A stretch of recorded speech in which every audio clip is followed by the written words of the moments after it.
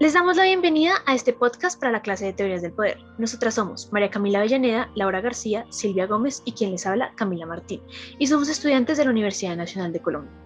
En el presente podcast se va a llevar a cabo una discusión respecto a la problematización del rol de las trabajadoras domésticas independientes y su lucha sindical, desde la experiencia narrada por Ana Salamanca, situando los planteamientos teóricos de los autores Foucault, Quijano y Lugones respecto al problema del poder. Para esto la discusión se va a dividir en las siguientes secciones.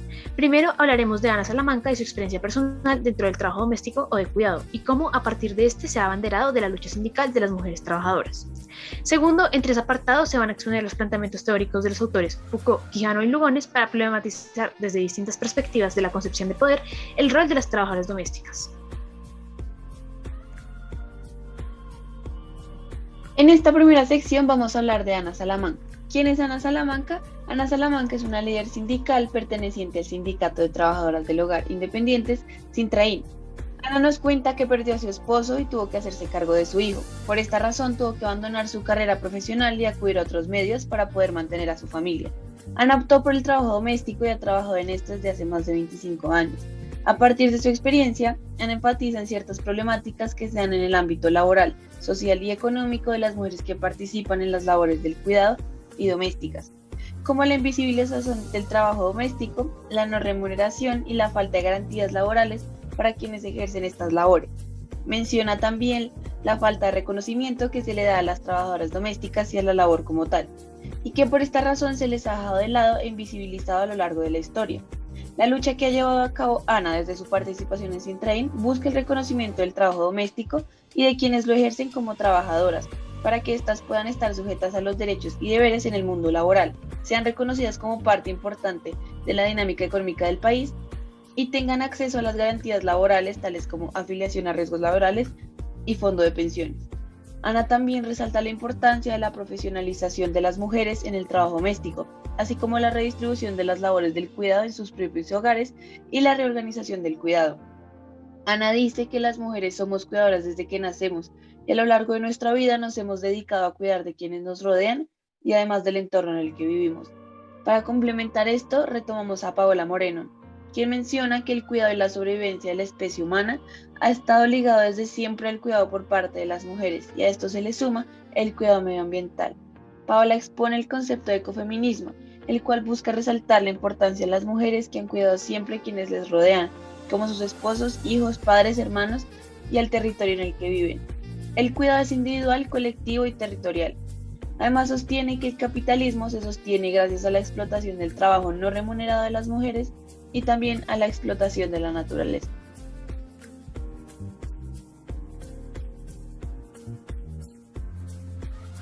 En esta segunda sección vamos a adentrarnos en 3 apartados de los planteamientos teóricos para contrastarlos con la realidad que expone Ana Salamanca. En el primer apartado, llamado El nacimiento de la analítica del poder en contra de un modelo obsoleto, traeremos a colación los conceptos del primer autor a trabajar, Foucault. En su obra Historia de la sexualidad, la voluntad del saber, expone la teoría del poder que para él ha estado esencialmente presente en el desarrollo de las sociedades hasta entonces, señalando sus falencias y proponiendo finalmente una analítica del poder que le da vuelta a tal concepción tradicional obsoleta. He aquí la primera diferencia implícita. Mientras el objeto de su crítica constituye una teoría, es decir, algo inamovible, totalizador, hegemónico, su propuesta es una analítica que no busca meter en camisa de fuerza a la sociedad y su funcionamiento. Comencemos por el nombre. Foucault denomina a la teoría modelo jurídico discursivo. ¿A qué se debe este nombre? Rápidamente es explicado por el mismo desarrollo de su obra. El poder actúa pronunciando su regla, crea un estado de derecho, habla y eso es la regla. Por eso es jurídico discursivo. Para contextualizar, Foucault se va hasta los tiempos de la monarquía francesa, donde se impone el lenguaje del derecho como el lenguaje del poder. Para entonces, y con una herencia viva en la actualidad, el poder era entendido como una cosa que se tiene, que se puede traspasar y que puede encontrarse en figuras tales como el rey o el Estado, quienes imponen las leyes a través del discurso. Mas, no es solo esto lo esencial a la hora de entender y caracterizar al modelo jurídico discursivo. Foucault plantea 5 rasgos principales que enuncian claramente lo que este es, los cuales explicaremos sirviéndonos de fragmentos de la obra ya mencionada. Primero, la relación negativa. Se niega, desestima u oculta aquello que es mal visto por el poder. En este caso, Foucault se refiere al sexo. Textualmente indica: El poder nada puede sobre el sexo, salvo decirle no. Entonces el poder prohíbe. Segundo, la instancia de la regla, aquello que mencionábamos para hacer explícita la lógica del nombre dado. El poder es lo que dicta la ley, enunciándola discursivamente. Desde allí el poder se habla en el lenguaje del derecho. Tercero, el ciclo de lo prohibido. No tocarás, no harás, no existirás. Tu existencia no será mantenida sino al precio de tu anhelación. La ley prohíbe, por eso el modelo jurídico discursivo es en un sentido negativo. Cuarto, la lógica de la censura. Se supone que este tipo de prohibición adopta tres formas: afirmar que eso no está permitido, impedir que eso sea dicho y negar que eso exista. Quinto, la unidad del dispositivo. Hay una forma general del poder, el derecho que indica lo lícito y lo ilícito y el castigo ante lo último. Contundentemente, Foucault concluye que en el pensamiento y el análisis político aún no se ha guillotinado al rey. ¿Cómo hallar este modelo presente en la forma que Ana Salamanca se ha enfrentado a la vida? ¿Cómo podría explicarse allí la resistencia de Ana o su rol en la sociedad? Sin duda, Ana sería leída como un agente perecedero que cumple una función a favor de quienes sí importan, mas su existencia sería suprimida. Retomando lo dicho por Ana, recordemos una breve historia del trabajo doméstico, pues para la época de la colonia se asignaba una persona para cada tarea específica: la cocina, el cuidado de los niños, entre otros, todo para beneficiar a quienes, en términos jurídico-discursivos, ostentaban el poder.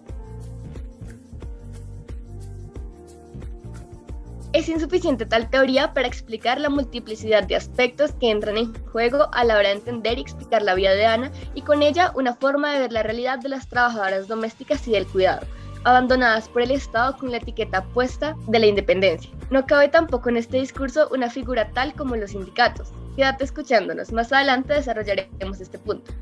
Al volver, una breve explicación de la propuesta de Foucault para dejar atrás tal modelo obsoleto.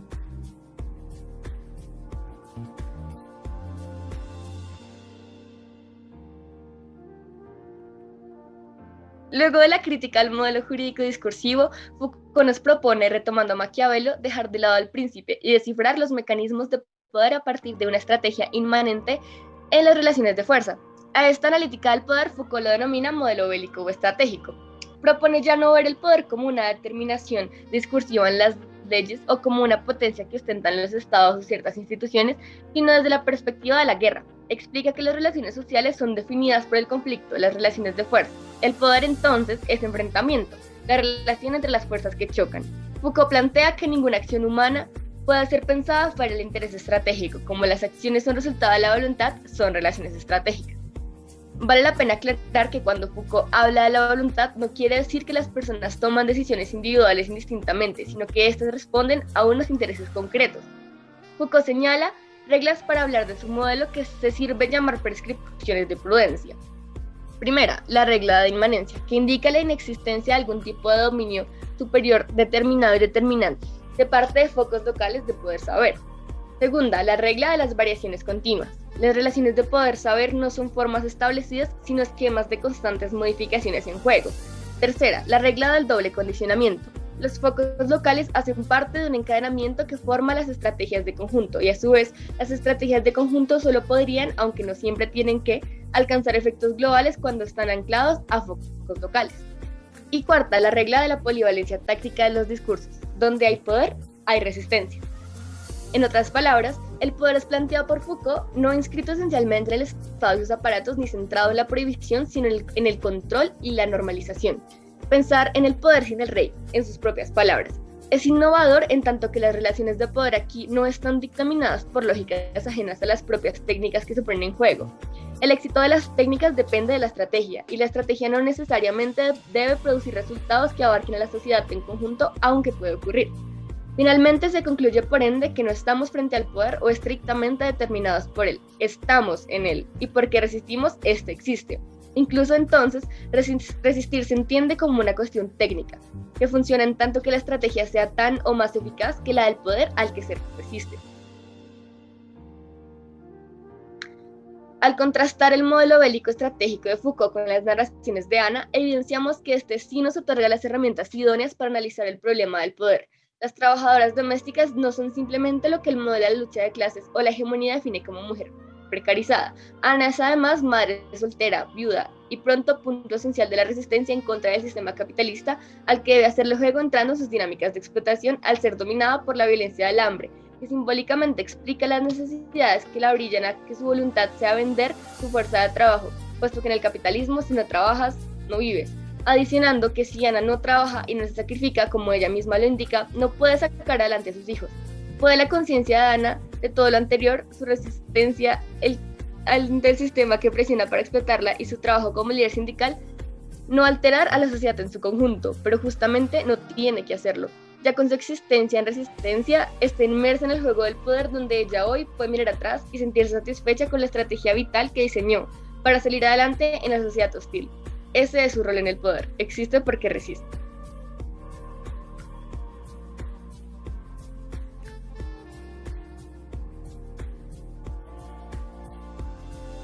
En el segundo apartado, llamado la corporeidad como campo de batalla para los ámbitos de la existencia, retomamos a Quijano, quien plantea que es en América Latina que el capitalismo se hace mundial y eurocentrado, y la modernidad y la colonialidad se instalan hasta hoy como ejes constitutivos de este específico patrón de poder. Tiene la intención de traer a colación la categoría de raza y hacer evidente que es a partir de ella que funciona ese patrón de poder. En otras palabras, ya trabajadas a lo largo de la carrera, lo que así denomina se trata de la hegemonía de Occidente.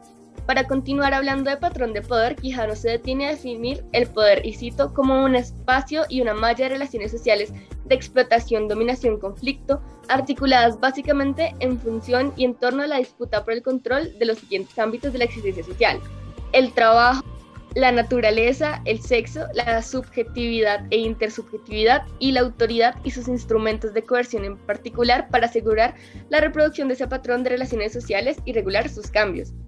Lo esencial de Quijano, sin duda, es su propuesta del sistema racial como piedra angular del eurocentrismo, resultado de la intersubjetividad y su articulación con la autoridad y sus instrumentos.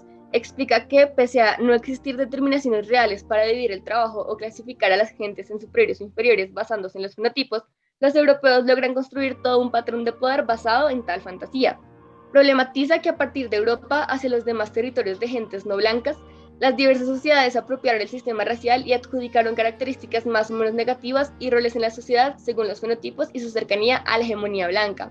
De este modo alimenta su punto en el que critica el entendimiento de la clasificación como una cuestión meramente de clase, pues en esta en realidad se ven en juego también el sexo, la edad y la raza. Además evidencia cómo las diversas formas de trabajo históricamente conocidas perduran en el capitalismo mundial bajo su forma asalariada. Menciona por ejemplo la servidumbre, aquella errónea manera de llamar a las labores domésticas y de cuidado ya explicadas en su historicidad por medio del relato de Ana Salamanca. Aquí nos resuena lo dicho: el control del trabajo es el primer factor del patrón de poder, llevando mencionados así ya tres factores constitutivos: colonialidad, control del trabajo y sistema de clasificación racial. Quijano explica cómo los productos de los distintos ámbitos de la existencia humana se encuentran en constante disputa. En ellos se generan las relaciones de explotación-dominación con el fin ulterior de mantener el patrón de poder. Aproximándonos a las experiencias narradas por Ana, cabe preguntarnos ¿dónde primeramente se sitúa tal disputa? Bien prioriza Quijano el concepto de corporeidad. Es arriesgado pero posible entenderlo de la siguiente manera: es en el cuerpo. ¿Qué son los ámbitos de la existencia sin un cuerpo al cual atravesar, en donde ser contenidos? Como vive el poder sin el cuerpo, tampoco es posible, no habría cómo dominar y explotar. Al igual que Foucault, Quijano señala la dinamicidad del poder que siempre está en conflicto y en medio de procesos de distribución y redistribución.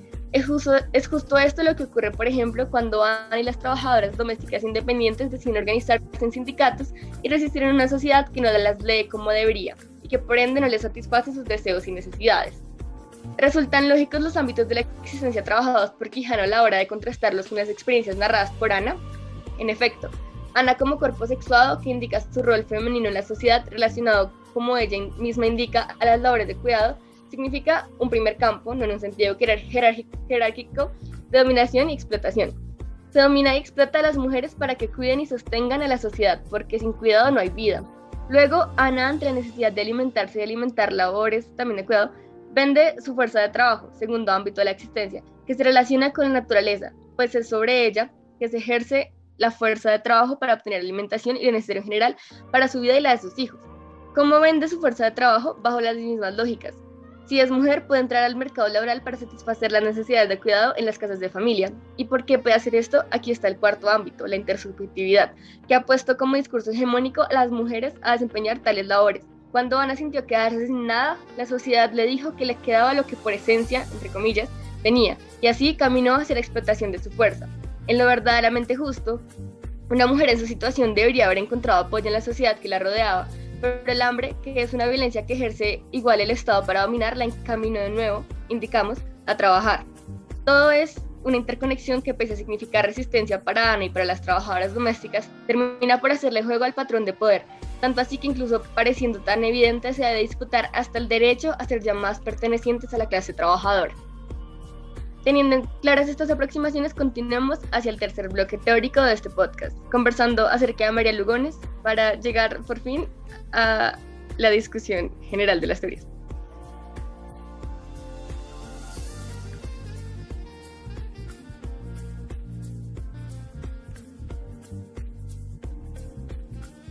En el tercer apartado, llamado El rol del género en la división de trabajo, vamos a retomar algunos de los planteamientos teóricos de María Lugones. María Lugones, en su análisis, introduce lo que va a denominar como el sistema moderno colonial de género, en donde retoma algunos de los planteamientos de Quijano respecto al patrón de poder capitalista mundial y los ámbitos de existencia que se encuentran en disputa. Para entender el sistema moderno colonial de género, Lugones se centra en la manera en la que la raza y el género entran en el patrón de poder y la forma en la que Quijano comprende esas categorías de forma separada. Según Lugones, Quijano comprende las disputas del ámbito de sexo-género con base en relaciones heterosexuales y patriarcales, pues comprende el género tal como se da dentro del sistema capitalista, es decir, manteniendo un significado hegemónico. Esto debido a que lo contiene en el ámbito básico del sexo, es decir, no lo cuestiona y recae en lo que llama una concepción estrecha e hiperbiologizada que presupone el dimorfismo sexual, la heterosexualidad y la distribución patriarcal del poder, lo cual organiza el género dentro del sistema moderno colonial de género planteado por Lugones. En este orden de ideas, Lugones comprende que la clasificación colonial de la raza, que divide a la población y origina nuevas identidades, se acompaña y se permea por el género, que también es una imposición colonial. Para esto enuncia la interseccionalidad, pues comprende que la raza y el género no son categorías aparte, y al ser entendidas de esta manera, distorsiona la realidad de los seres y los fenómenos sociales que se dan en el marco de las relaciones sociales de dominación, explotación y conflicto, es decir, de las relaciones de poder. Es por este concepto de interseccionalidad que se comprenden de manera más amplia las disputas que se dan alrededor de los ámbitos básicos de la existencia, en especial del sexo, pues reduce el género a este ámbito y por ende comprende que los productos y recursos derivados del mismo se dan en el margen de quienes tienen el control, quienes son expresados como recursos. Según esto, Quijano da por sentado que el género se encuentra en el ámbito del sexo y que la disputa por el control del sexo se da entre hombres sobre recursos, aceptados como femeninos, lo cual se convierte en un análisis limitado de lo que se puede comprender por género. Teniendo esto claro, Lugones entiende que tanto el género como la raza son una ficción e identifica que dentro del sistema de género moderno colonial existe un lado visible, en donde se entiende el género de forma hegemónica, dividido biológicamente en las categorías de hombre y mujer, las cuales se pueden entender como hombres blancos y mujeres blancas burguesas. Es dentro de este dimorfismo biológico que la mujer blanca burguesa es concebida como frágil y débil, reproductora de clase, raza y fuera de la esfera de lo público. Este es un sistema de género heterosexual en donde la figura de la mujer se ve reducida y el control se le es atribuido a los hombres blancos. Por otro lado, el lado oscuro es violento con lo que la autora menciona como tercer género, basado en la explotación y deshumanización atravesado profundamente por la racialización. Aquí ya no se piensa en términos del género entendido como el control del sexo, sino desde la racialización y explotación del trabajo. Es importante entonces mencionar que dentro de la concepción hegemónica del género y lo que acarrea con el dimorfismo biológico, la categoría de mujer se ve reducida a la caracterización de mujer europea blanca, pasiva y frágil física y mentalmente. Sin embargo, esto se encuentra en total contraposición a lo que supone la concepción de las mujeres colonizadas y racializadas, pues se les incluyen disposiciones de perversión y agresión sexual, que además las considera tan fuertes como para soportar cualquier tipo de trabajo bajo las mínimas condiciones. Este planteamiento supone a su vez que existen distintos tipos de mujeres, que tienen asignadas diferentes labores dentro del ámbito del trabajo, que evidentemente se ve permeado por los demás ámbitos. Ahora, entrando a problematizar el rol de las trabajadoras domésticas desde el género, es insuficiente la concepción hegemónica de la categoría de mujer planteada en el análisis de Quijano, ya que ésta se reduce a la realidad de la mujer blanca burguesa, que se encuentra subordinada a la esfera privada y cuyo papel es la reproducción de la clase. Para entender la realidad de las mujeres trabajadoras domésticas, es necesario comprender la categoría del género no como una categoría aparte, sino que es atravesada por otras categorías. En cuanto al trabajo, este también se ve atravesado por categorías como raza y género, produciendo una racialización y división sexual del mismo. Para situar este planteamiento a la realidad, la estadística del DANE y de ONU Mujeres del año 2020 nos indica que en Colombia el 94% de las personas que se dedican al trabajo doméstico remunerado son mujeres, lo cual nos muestra que el trabajo doméstico está atravesado por el género y que una concepción limitada a la categoría de mujer nos impide comprender esta realidad de la explotación del trabajo. Como indica Lugones en una pequeña acotación, y la cito textualmente, las mujeres blancas que son sirvientas, mineras, lavanderas, prostitutas, trabajadoras que no producen plusvalía, como seres que no pueden ser captados por los lentes del binario sexual, y que son racializados de forma ambigua, pero ya no como blancos o negros.